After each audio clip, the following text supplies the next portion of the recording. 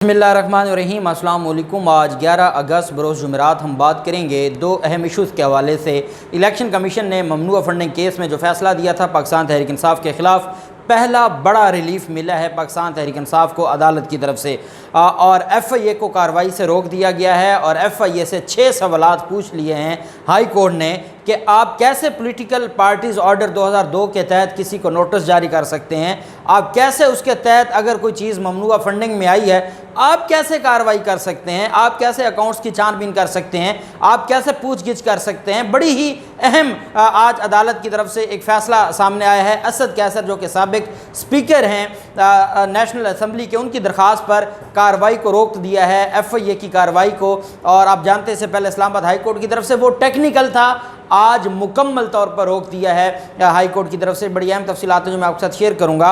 उससे पहले मैं आपको बताता चलूं कि एक मामला था और ये साबिक जो चेयरमैन थे जावेद इकबाल, उन्होंने चैलेंज किया था और जिस तरीके से परेशान किया हुआ था और जिस तरीके से जो चीज़ें थीं और वो थी पब्लिक अकाउंट्स कमेटी के हवाले से। मैंने आपको कल बताया था कि पब्लिक अकाउंट्स कमेटी के जो चेयरमैन हैं, लोटों का सरबराह नूर आलम खान, उन्होंने कौमी असम्बली में एक तकरीर की है और कौमी असम्बली में तकरीर करते हुए वो ये कहते हैं कि जनाब बड़ी ज़्यादती हो गई है, इदारे अपनी हदूद से बाहर निकल के काम कर रहे हैं और पब्लिक अकाउंट्स कमेटी की जो भी फ़ैसले हैं वो पार्लियामेंट की कार्रवाई है, वो पार्लियामेंट के तहत कार्रवाई करते हैं। पार्लिमानी कमेटी की जो कार्रवाई है वो भी पार्लियामेंट का हिस्सा है, कोई अदालत उसको चैलेंज नहीं कर सकती, कोई अदालत उसके खिलाफ कार्रवाई नहीं कर सकती, कोई अदालत उसको रोक नहीं सकती, सस्पेंड नहीं कर सकती।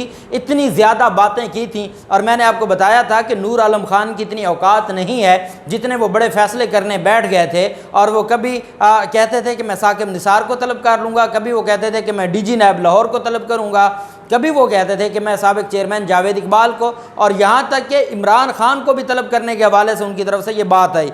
अब ये सारा मामला हो गया और इस्लामाबाद हाई कोर्ट में मामला चला गया। शहजाद सलीम जो DG नायब लाहौर थे, उन्होंने भी अदालत में दरख्वास्त दायर की थी और उनकी दरख्वास्त पर भी अदालत ने कार्रवाई से रोक दिया था पब्लिक अकाउंट्स कमेटी को। और अदालत ने सवाल ये उठाया था कि पब्लिक अकाउंट्स कमेटी इंडिविजुअल्स के जो मामलात हैं कैसे देख सकती है। अगर कोई हरासमेंट का मामला है, तैयबा गुल का कोई मामला है, तो वो उसके लिए FIA जाए, वो पुलिस के पास जाए, कमीशन आपने बना दिया है, वो इंक्वायरी करे और रेलेवेंट जो फोरम है वो उसके ऊपर कार्रवाई करें। आप कैसे पब्लिक अकाउंट्स कमेटी का क्या उसके साथ लेना देना, या वो मुख्तलिफ जो अफसरान हैं उनको वो तलब कर रहे हैं। बहरहाल उसके बाद जावेद इकबाल ने दरख्वास्त दे दी और जावेद इकबाल की दरख्वास्त के बाद जो कायम मुकाम थे जो चीफ़ जस्टिस आमिर फ़ारूक साहब, आपको याद होगा अटारनी जनरल साहब ने काफ़ी ज़्यादा अदालत के सामने ऊंची आवाज़ में बात की थी और अदालत से ये कहा था कि जनाब पब्लिक अकाउंट्स कमेटी का मामला आप नहीं चैलेंज कर सकते क्योंकि लाडला है नूर आलम खान। नूर आलम खान ने हुकूमत को कहा जी कि मैंने आपको, इमरान खान को साइड पर करने के लिए हमने आपको पैसे भी लिए हैं और हमने आपका साथ दिया है। अब हमें एक ओहदा मिला है और वो है पब्लिक अकाउंट्स कमेटी का। पब्लिक अकाउंट्स कमेटी के चेयरमैन के तौर पर मुझे चीफ जस्टिस के भी इख्तियारात चाहिए, मुझे IG के भी इख्तियारात चाहिए और मुझे सारे इख्तियारात चाहिए। और अगर कोई मेरे इख्तियारात के सामने आएगा तो मैं फिर मैं आपसे नाराज़ हो जाऊँगा। लाडला है ना, उन्होंने कहा मैं नाराज़ हो जाऊँगा।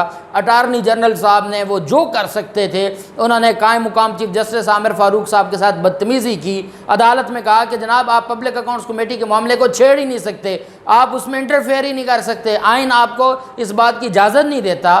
तो जस्टिस आमिर फ़ारूक साहब ने कहा कि ये जो अभी आर्टिकल 69 के हवाले से चीज़ें सामने आई हैं और आईन पाकिस्तान बड़ा क्लियर है, सुप्रीम कोर्ट का फ़ैसला बड़ा क्लियर है और इसके अलावा जो बाकी फ़ैसले हैं लाहौर हाई कोर्ट के फ़ैसलों का भी हवाला दिया गया वो तो बड़े क्लियर हैं।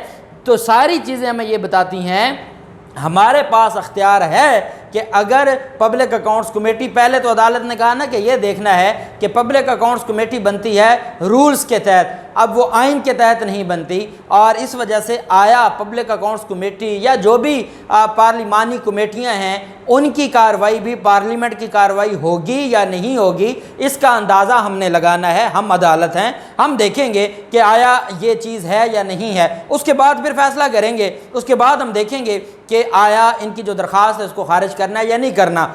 आज उस पर समाअत हुई। आमिर फ़ारूक साहब ने जो कि कायम मुकाम चीफ जस्टिस हैं, उन्होंने खुद समाअत की और पब्लिक अकाउंट्स कमेटी के वकील अदालत से भाग गए। उन्होंने कहा जनाब मैं अभी दलाइल के लिए तैयार नहीं हूँ। अदालत ने कहा देखें पिटिशनर को स्टे मिल गया है اور آپ نے جو ان کو وہ جو کمیشن تھا جس کمیشن سے آپ اس کو ہٹانا چاہتے تھے لاپتہ افراد کمیشن کی سربراہی سے ہٹانے کے لیے جو پبلک اکاؤنٹس کمیٹی نے فیصلہ دیا تھا، عدالت نے کہا اس کو ہم نے سسپینڈ کر دیا، وہ اسٹے آرڈر جاری ہو گیا ہے۔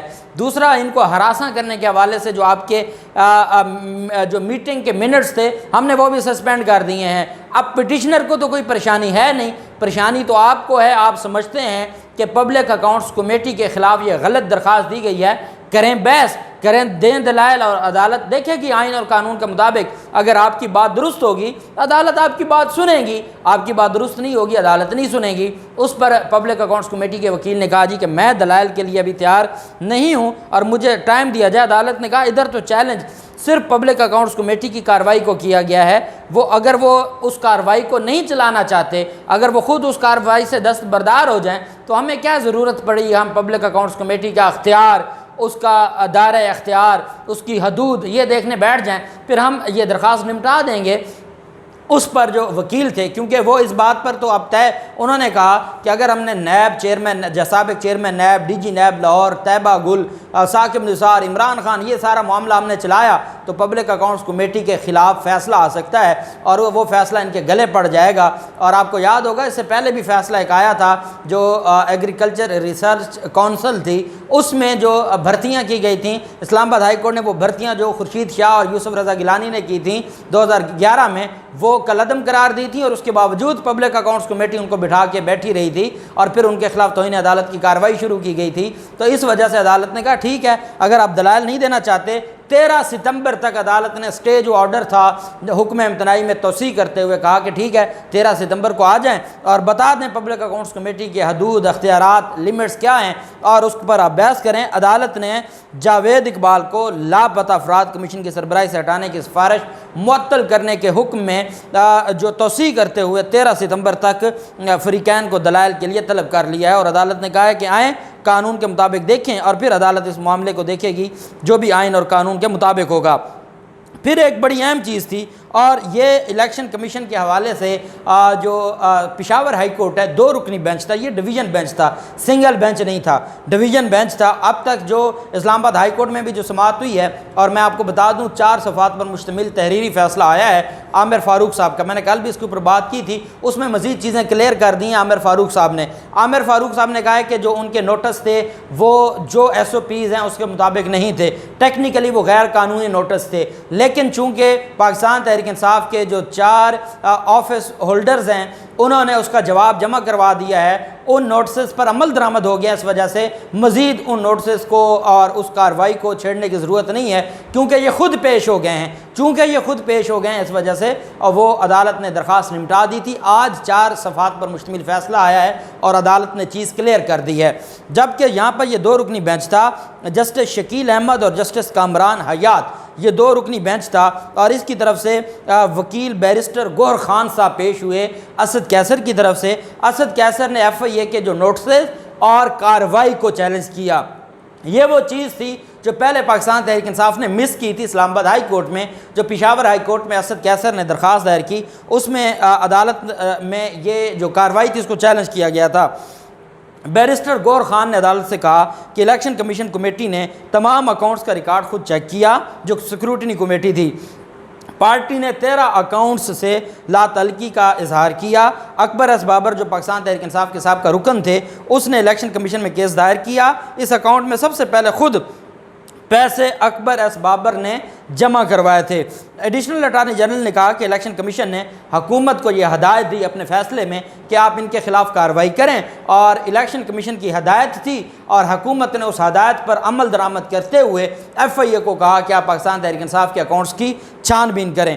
FIA کے پاس اختیار ہے کہ وہ اکاؤنٹس کے بارے میں انکوائری کر سکتا ہے۔ اسد کیسر کے وکیل نے کہا کہ الیکشن کمیشن نے حکومت کو کوئی ہدایت نہیں کی، ایڈیشنل اٹارنی جنرل وفاقی حکومت پر مزید بوجھ ڈال رہے ہیں اور یہ عدالت میں غلط بات کر رہے ہیں۔